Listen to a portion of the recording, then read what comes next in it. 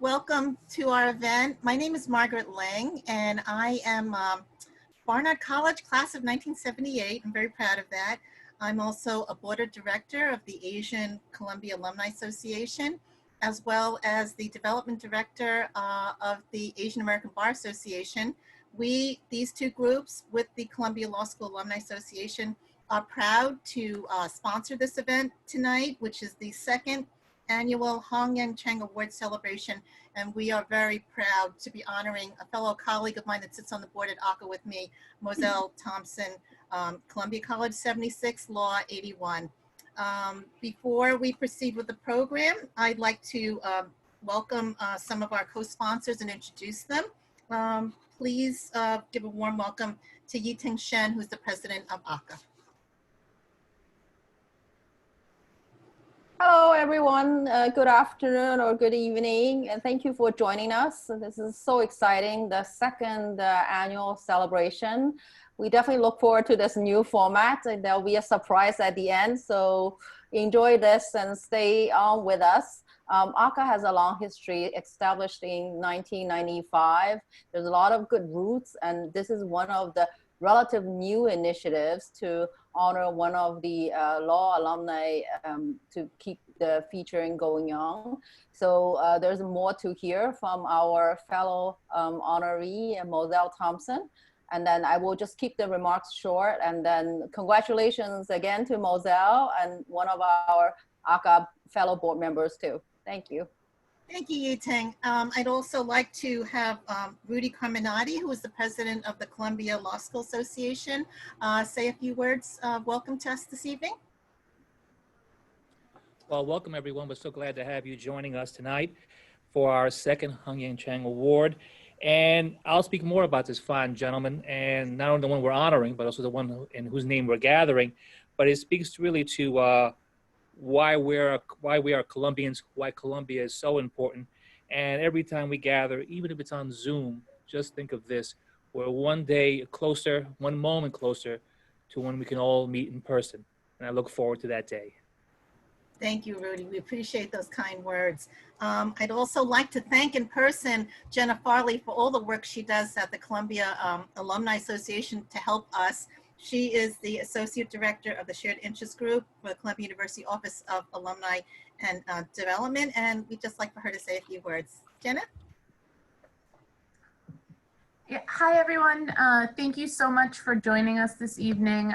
We are so excited to be, unfortunately on Zoom, but very excited to be honoring this wonderful tradition. And of course, one of our CAA best volunteers, Mozelle Thompson. So thank you to ACA and to Margaret and to, of course, the Law School Association, Law School Alumni Association for making this all happen. Thank you, Genna. And I'd also like to welcome, and we've just met Nick Menino, who is a new part of the Shared Interest Group at Columbia. If you'd just like to say hi, because you guys at CAA are a huge part of all the things that we do every year. Thank you, Nick, for attending tonight. I'd like to introduce my family from the Bar Association, Chen, the Executive Director of the Asian American Bar Association of New York. Thank you, Margaret. Hi, everyone. It's great to be among you. I feel like I'm intruding a little bit since I'm not a Columbia alum. I like to say I'm a near Columbia alum since the school waitlisted me twice, once for undergrad and once for law school. So I don't know, I guess everything's come full circle. Well, you're welcome here tonight, okay? and Albany. And Chang is actually a very special person to Albany. We first heard about his story and his case many years ago. I'm sure Rudy's gonna tell us more about him. All I really wanna add at this point is that when we heard about his case and also heard about the effort on the West Coast to get him admitted posthumously, we supported that effort, and we also granted Chang a posthumous membership in Albany. So we're proud to say that he's an Albany member. We've waived all his dues, so he's in good standing. And I look forward to congratulating and hearing from Mozelle Thompson And as a former antitrust lawyer myself, I'm very interested in hearing what our former FTC commissioner has to share with us. And thank you all very much. Thank you, Yang, for joining us. You're always welcome in the Columbia University environment with us. Okay, thank you so much. Again, this event is going to celebrate the contributions of Asian Americans to the legal profession. Rudy Carmenaty will take over the event. We ask that anybody has any questions, just please put them in the chat room. Everybody will be on mute and we'll answer questions at the end of our discussion with Mozelle. Rudy, here you go. Thank you. Well, thank you, Margaret. It's always a pleasure to have this event. And although we're scattered about and far from Morningside Heights, the spirit of Columbia University is very much with us tonight, as it is throughout the ever-resilient, ever-incredible city of New York. Indeed, the beauty and the brilliance that Columbia University represents encompasses the entire earth. And I speak of more than just the people gathered here on Zoom, for our reach, as we'll see tonight, spans time and space. I would like to share some memorabilia with you. Here's a portrait of Harlan Fistone. He's the Columbia Law School class of 1898, and here's Charles Evans Hughes, the class of 1884. Both contribute mightily to the law and to American life. After all, both were Chief Justices of the United States. But there are other portraits that are missing. Men and women who may have gone unrecognized or unacknowledged in their own time, but who we today seek to celebrate and honor. Which brings me to Hong-Yen Chang, the Columbia Law School class of 1886, the first Chinese-American attorney in the United States. And during his lifetime, he was a banker, diplomat, and educator. Unfortunately, his legal career was cut short. Graduating with high honors from the law school, Chang was initially denied admission to the New York bar due to his lack of U.S. citizenship. Chang campaigned for his license, obtained his citizenship, and was admitted to the New York bar at Poughkeepsie in May of 1888. After moving to California in 1890, Chang made a motion to practice in that state by presenting his New York law license and a certificate of naturalization. The Supreme Court of California would deny him based upon the Chinese Exclusion Act. This act effectively halted Chinese immigration and prohibited Chinese nationals from becoming American citizens. Fearing the loss of his naturalization status, Chang did not appeal this unwarranted and unjustified decision, a situation not totally unfamiliar to far too many immigrants today. In 2015, 125 years after being denied admission, the Supreme Court of California overturned its earlier precedent, posthumously granting Chang a license to practice law in the state. Although the New York bar admitted him in 1888, let us also not fail to see that the prejudice he faced was not confined to the West Coast. I have here the New York Times from May 18th, 1888. The headline reads, Hong-Yen Chang and a colored student admitted to the bar. And the article reads in part, Chang studied law at Columbia and was recently naturalized. The legislature in 1887 passed an act permitting him to again apply for admission to the bar. In his appearance, he has a decidedly Chinese look, but he speaks excellent English. A very bright young man, the examining committee said he passed a very credible examination. And as well, it adds, William M. Randolph of Brooklyn, a colored man, was also admitted. He looks more like a Spaniard or a Cuban than an African. His face is of bright mulatto color, but his hair is kinky. He too passed a very credible examination. Well, being Cuban myself, I have to share the sentiment best expressed by Mr. Lincoln, that I'm too old to cry, but it hurts too much to laugh. Columbia, however, is separate. It's unique, it's special.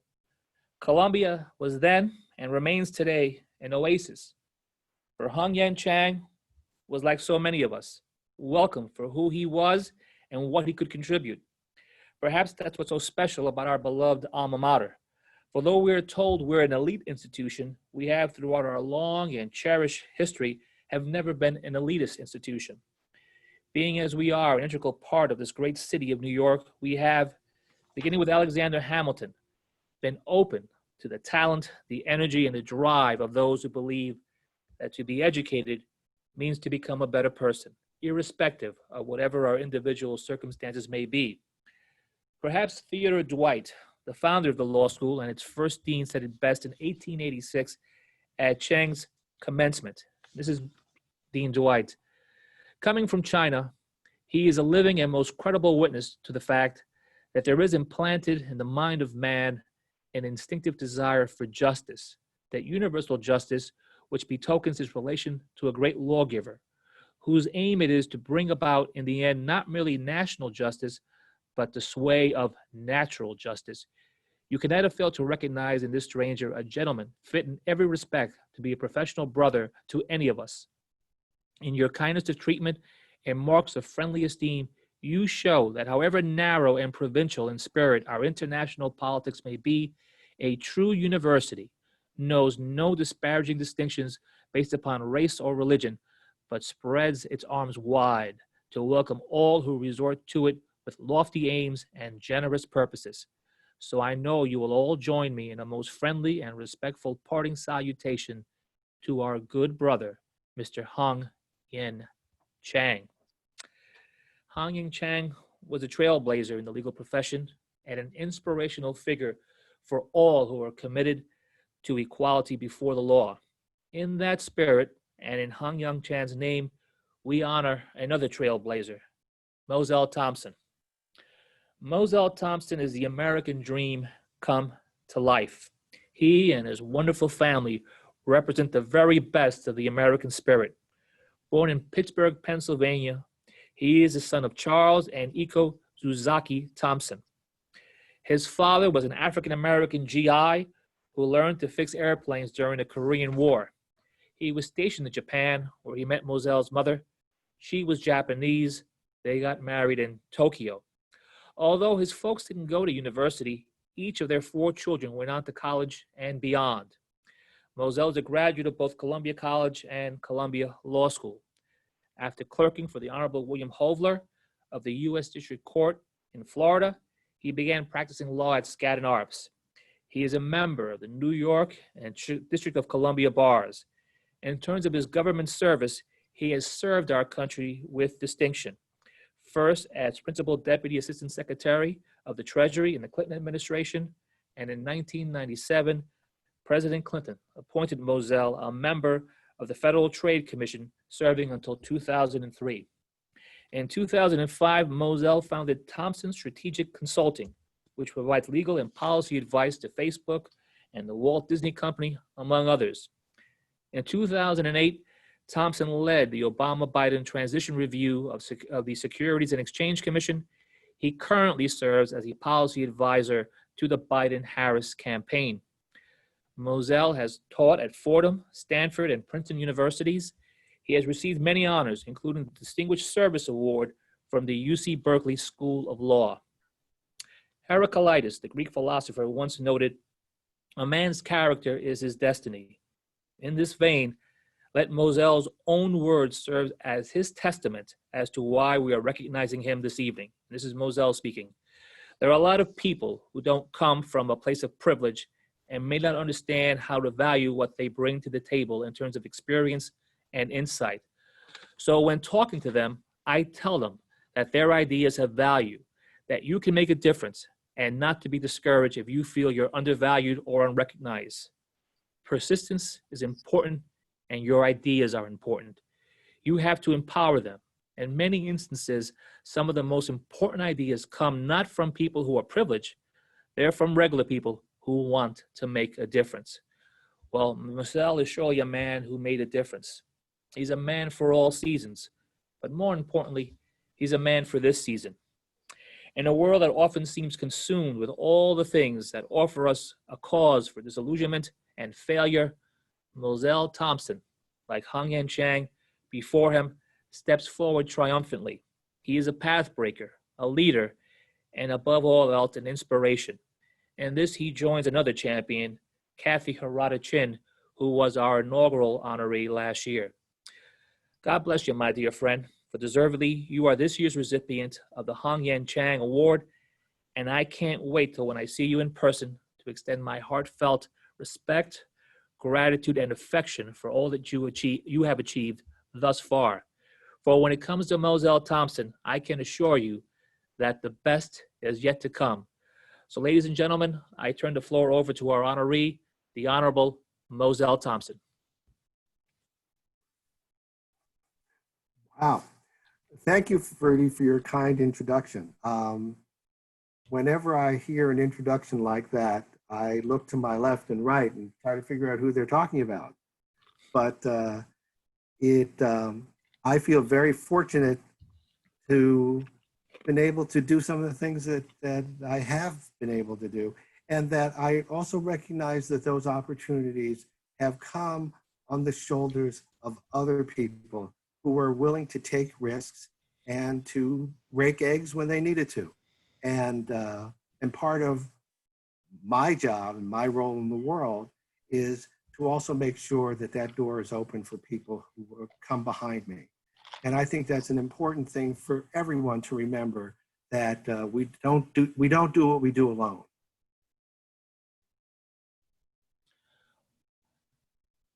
Well, thank you, Mozelle. And Mozelle has graciously agreed to answer some questions. I'm going to start off because I have the privilege of the floor. But I would like to say that please, everyone, please submit your questions through the chat feature on your Zoom. We'll try to get to as many of them as possible.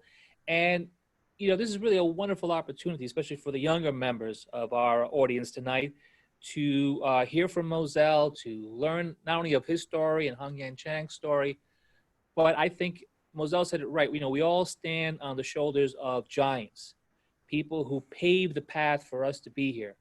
My own family comes from Cuba. None of my family ever got a university education. But you fast forward half a century later, since we've been in the US, I got to the law school. One cousin graduated from the School of Engineering, and another one, after a 10-year hitch in the Navy, graduated from General Studies. So that really tells you the magic and the power of Columbia.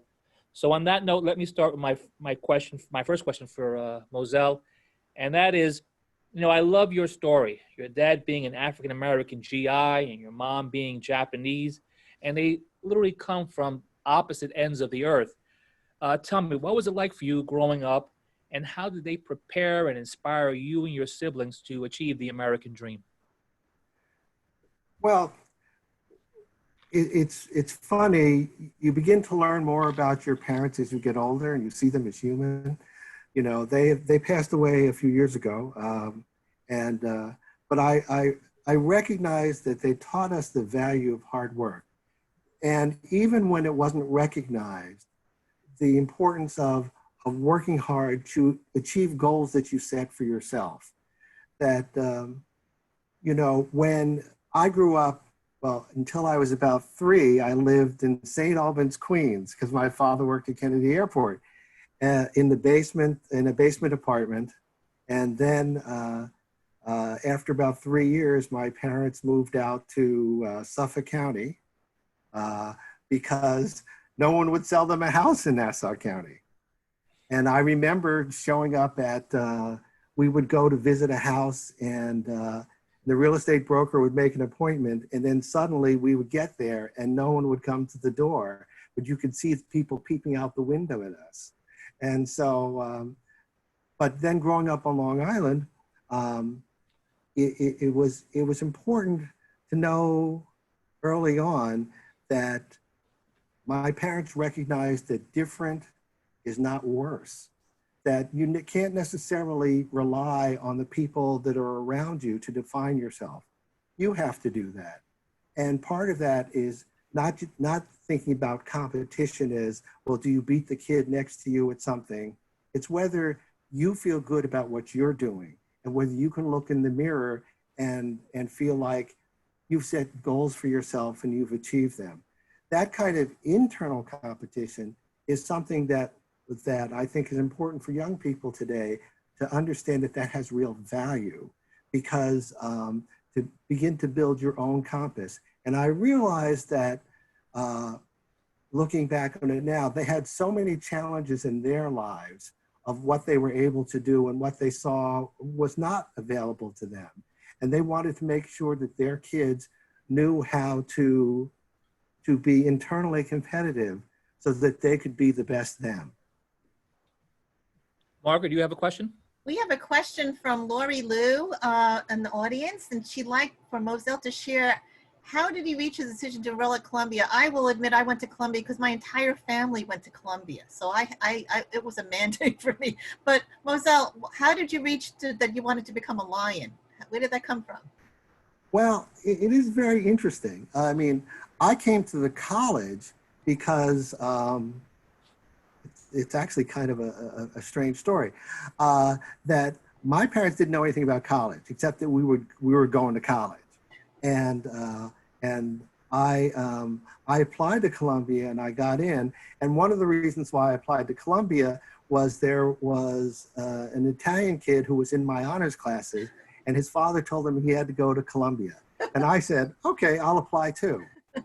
It turned out he didn't get in, and I did. And that was very interesting. And I wasn't going to go. I wasn't going to go because it was $600 more expensive than NYU. And I had a teacher who taught German, and she was kind of looking out for me. And at the end of class one day, she said, oh, Mozelle, you're going to go to college? Where are you going to go? And I said, I'm going to go to NYU. And she said, where else did you get into? And I said, I got into Columbia.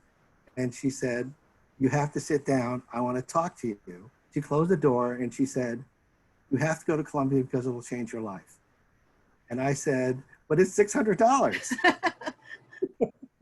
And she said, if I have to talk to your parents, I'll talk to them. But you have to believe me that this is going to make a difference. And it did. Law school was a little bit of a different story. When I graduated from college, most people didn't think about a year off or something. They thought about getting in and getting out. And I kind of applied toward the last minute.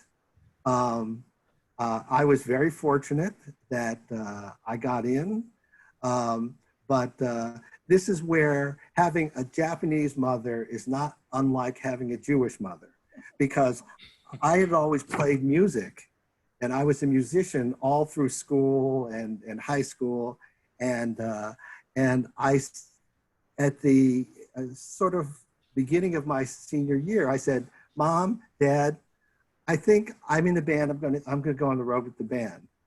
And my mom said, are you kidding me? We sent you to Columbia so that you could go and play rock and roll? And I made a deal with her in January of my senior year. I said, well, I figured I was applying late, so I wouldn't get any place. I said, I'll apply to Harvard, Yale, and Columbia. And if I get in, I'll go. And the rest is history.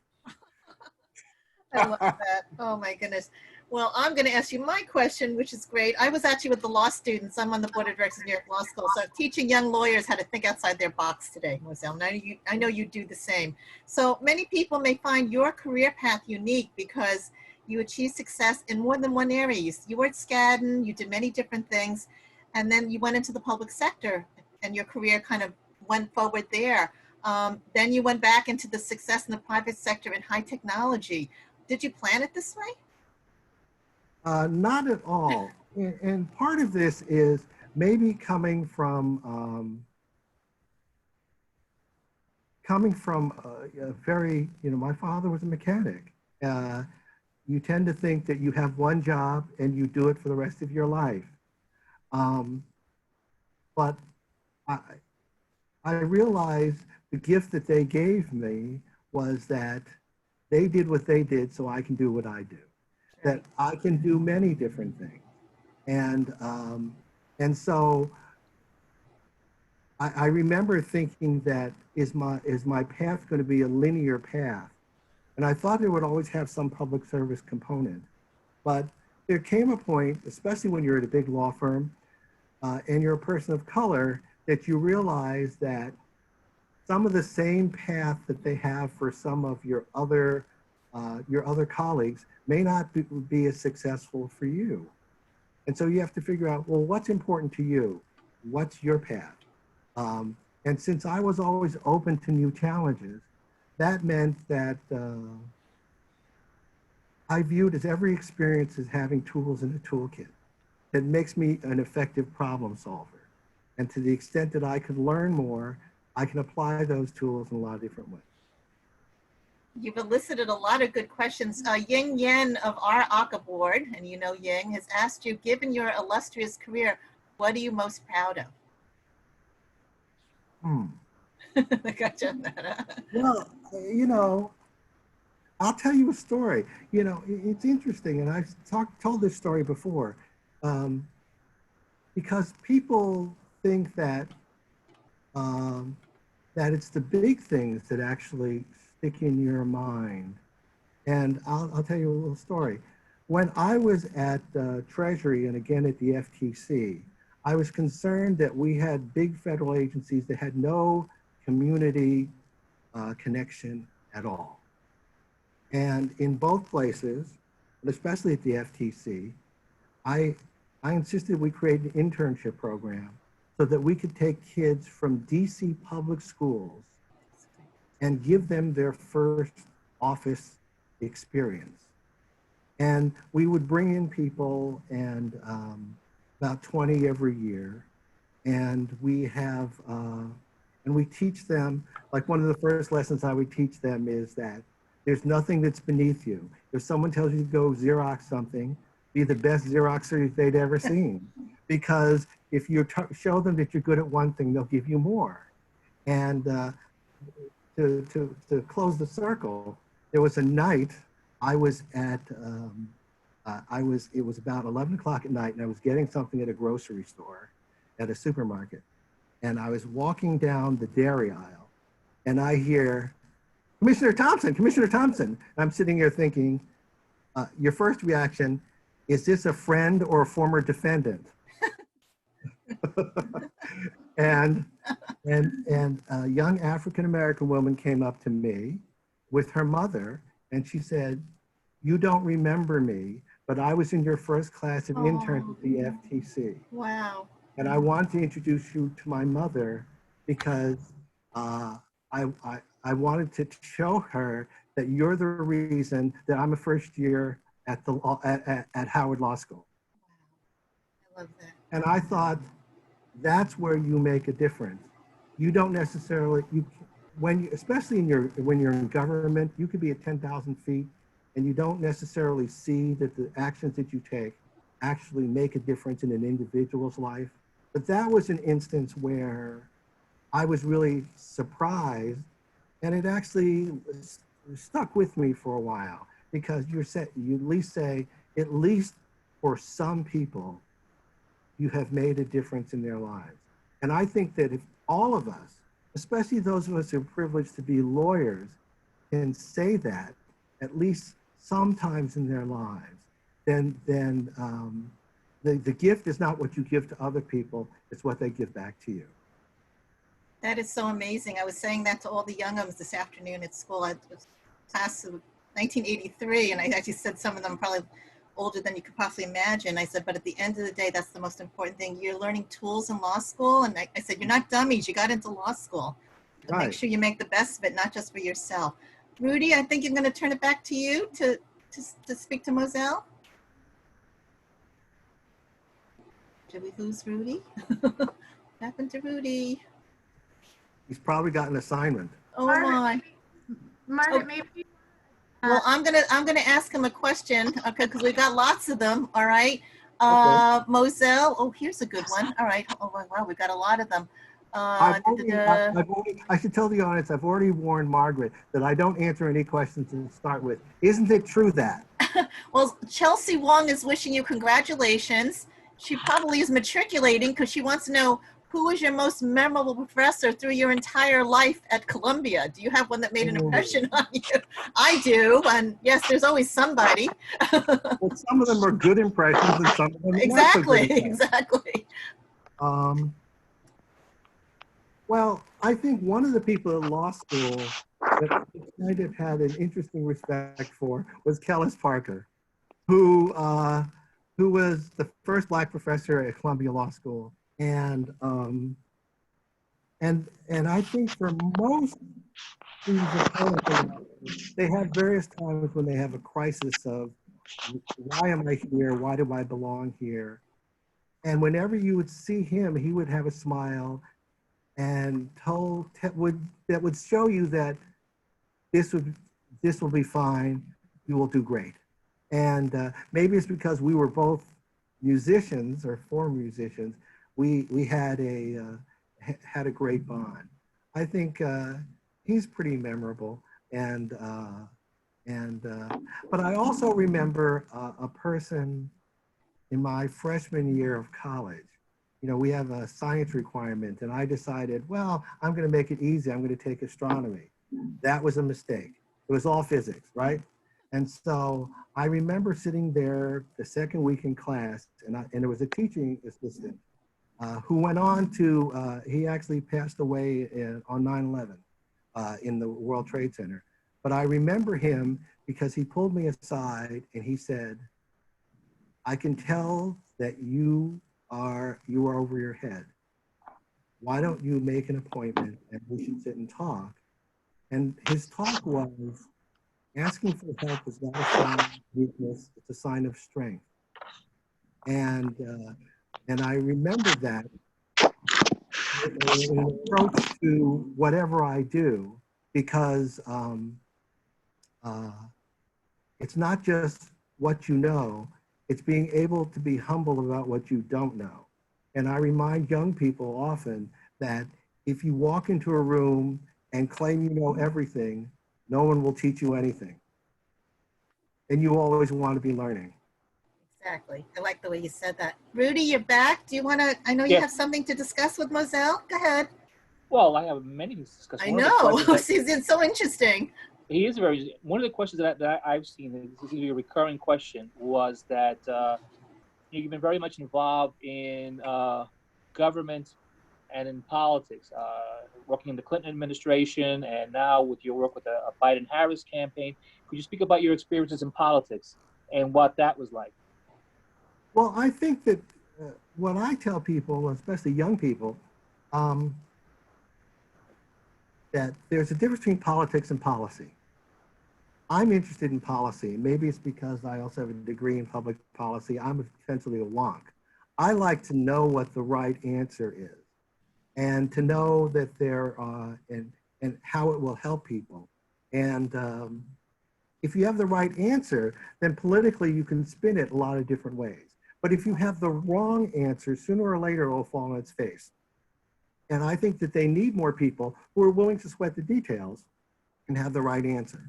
I think that politics is a vehicle to help people. I am disappointed with some of the things I'm seeing now, where politics is an end to itself, and it's divorced with the idea that you're there to serve people who can't have a seat at the table. And that's where we as lawyers have a special obligation, especially those who are engaged in public service. And I think everybody should do that at some point in their career. To be able to be at the table. I'll tell you a little story. When I was at the FTC, you know, we do antitrust. And one of the things that happened is Exxon and Mobil were merging. And before the commission decides to approve or not approve, that the parties can have an opportunity to talk to the commissioner. And so Exxon and Mobil, the chairman and their counsel, come to my office to try to get me to approve their merger. And I sit down, and the chairman of Exxon, who I've never met before, says to me, well, Mozelle, you have to approve this merger because if you don't, it would be un-American. And I sat for a second and I said, well, what, could you elaborate? And he said, yes, you know, we have all these international competitors and we need to merge to be the biggest, and that's the American thing to do. And then I looked at him for a second and I said, with all due respect,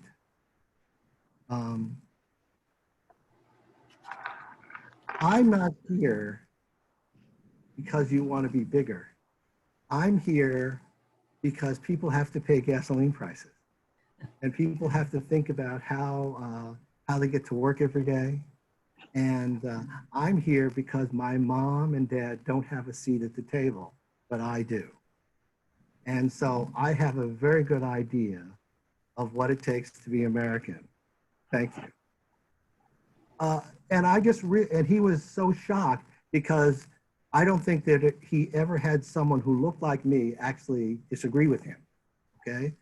And, but I think that sometimes part of our job is to look out for people who trust that we will say something, that we will do something, and that they don't have a seat at the table. And for us not to be afraid of that, because, you know, as a member of the bar, we have a special trust. We're given a license and a degree of public trust. And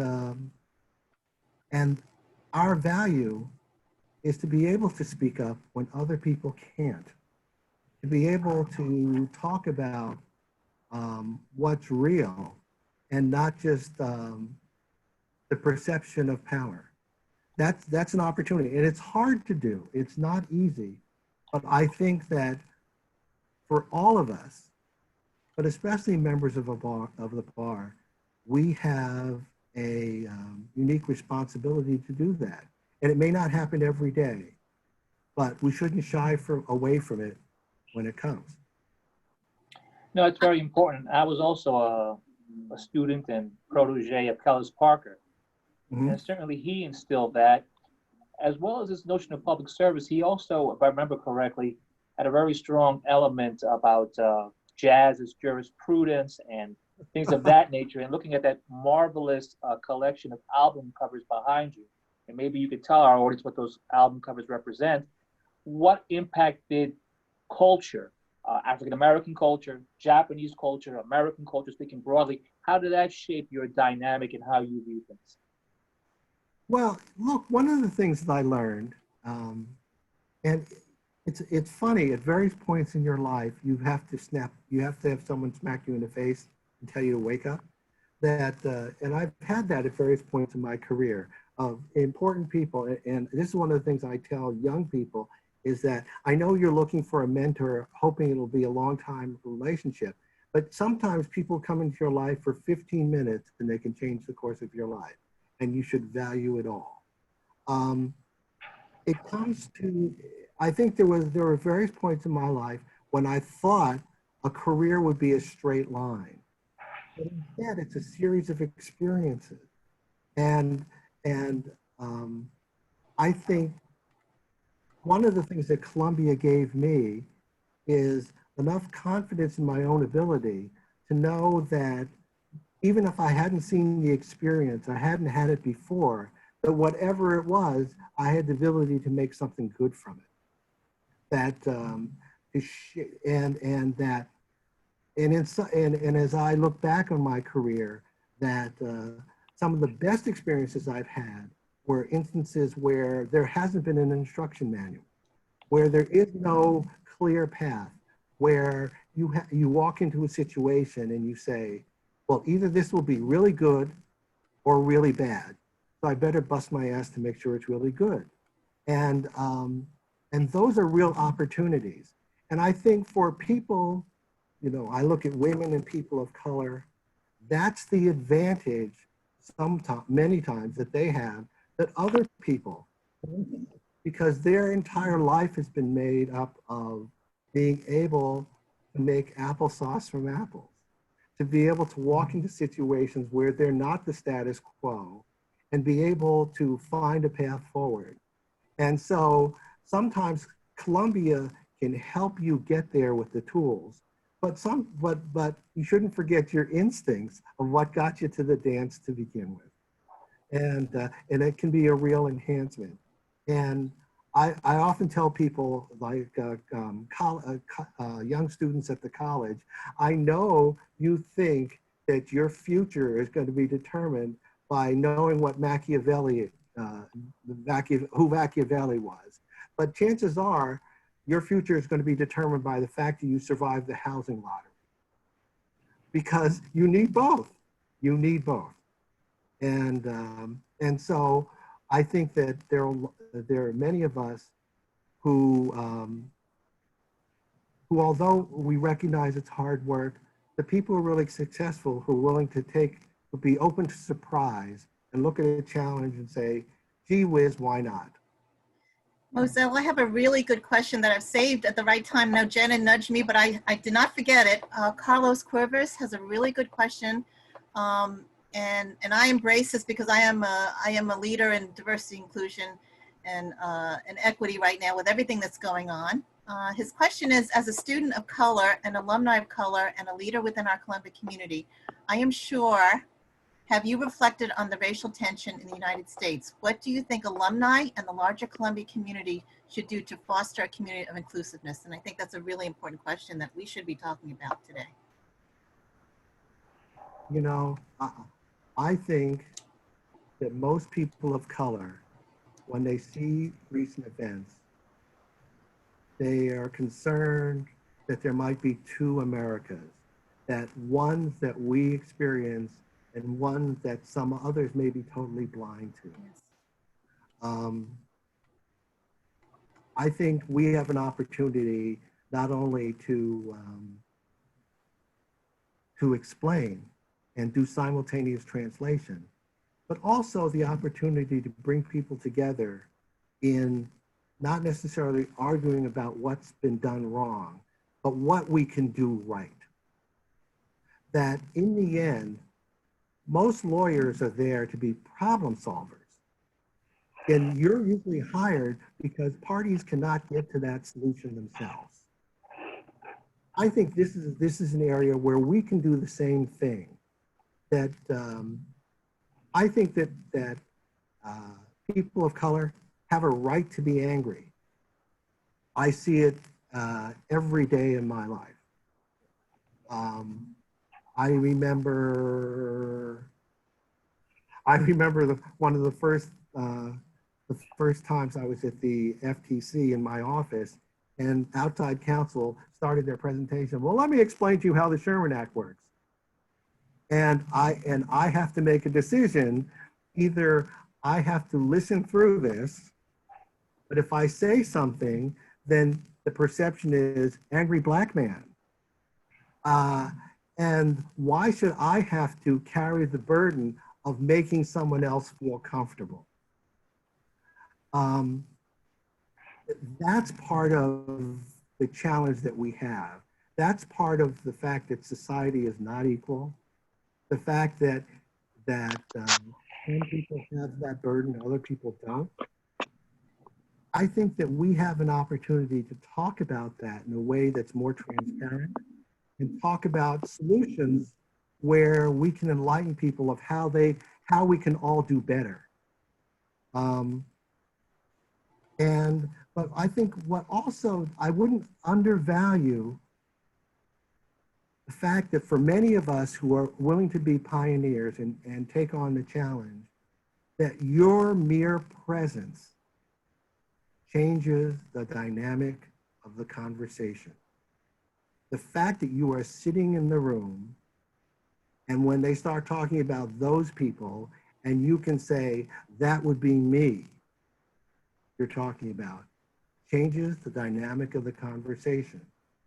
And I think what you really see happening out there is that there are more and more people who are open and are diverse and are multicultural, who are more and more in the positions where they get to make decisions that affect everyone. I think that's a good thing, and it's not something that's a threat. That's something that we should embrace. I think that's so well said. I don't want to forget your friend Ken Cantadella, who asked, Mozelle, your professional legacy is well known. I am curious about what you feel your Columbia legacy will be. Is that your way of asking me if I can join the 1754 Society and leave you in my will? That's why I didn't want to make sure we didn't forget him. I didn't want to put it that bluntly, Mozelle. Funny. Look, I say it half jokingly, is that Columbia folks, by their nature, are revolting. In the sense that we always like a challenge and are beginning to, in any situation, are willing to say, well, why are we doing it that way? I'm happy to be part of a legacy of people who've been trained to be critical thinkers and ask the tough questions. In that sense, I think what's interesting about although I think of myself is a bit unorthodox and willing to take on new challenges, I am probably a lot like a lot of the other Colombians who've come before me who've been willing to do the same thing. And in that sense, as opposed to being different from other people, I'm actually like them. And I think that is as I get older, that's actually a pleasant surprise. So on that note, I don't want anybody leaving your windows. We have a little surprise for Mozelle. I wish we could do this in person, but after this is done, you're going to tell me where you are positioned in Delaware. I have a lovely, beautiful plaque to present to you today. And we're going to, Yi-Ting, are you there? And Rudy, Yeah. So you're going to share the presentation. And I wish I could put it through the screen to you. It's beautiful. We gave one to Kathy Chen last year. So I will be emailing you for an address and it'll be coming by way of the FedEx man. Okay, Yi-Ting, go ahead. Yeah, the inscription reads, Second Annual Hongyan Chang Reception. The Asian Columbia Alumni Association and the Columbia Law School Association honor Mozelle W. Thompson, Columbia Law School, class of 1981. Continue, you think. I'll follow up. In grateful recognition of your outstanding contributions to Columbia University, the legal profession, and the Asian American community. September 16, 2020. And all I could add is not only that well-deserved, but it really speaks to how we feel about you, not only as a Colombian, but as someone who's contributed mightily to our Columbia community, our larger Columbia family, but also to our country in your service as a Deputy Secretary of the Treasury and as a Commissioner on the Federal Trade Commission. And as I said before, only the best is yet to come. Well, that's very generous of all of you and very kind. I hope that everybody who's on this call will take the energy in this call and go out and do what John Lewis said, make good trouble. Go out there and make sure your voice is heard. Make sure, this is not a political question. It's sort of a civics instruction in the sense that every 4 years we get a chance to press the reset button. No one else in the world is like that. We should take it seriously. So many people have fought and died for our ability to do that. And so go out and do that. Bring your friends, bring your relatives. It's really, really important. I don't want to go through life knowing that I woulda, coulda, shoulda. So I hope that you can do the same thing. Thank you so much, Mozelle. We really are so proud to honor you tonight as a member of our ACA and our Columbia family. You really do us proud. Continue all the wonderful things you do.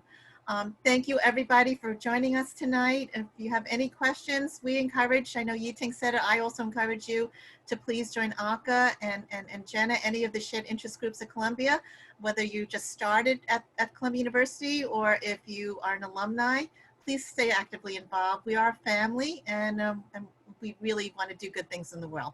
Thank you so much, everybody. Have a wonderful evening. Thank you. Thank you. Thank you so much, everyone. Congratulations. Congratulations, Mozelle. Thank you. Congrats, Mozelle. Congratulations. Mozelle. Mozelle. Congratulations. Have a wonderful evening, everybody. Be safe, Stay everyone. safe. Bye now. Everybody stay safe. Congratulations, Mozelle. Bye now. Thank you. Bye-bye. Congrats. Thank you.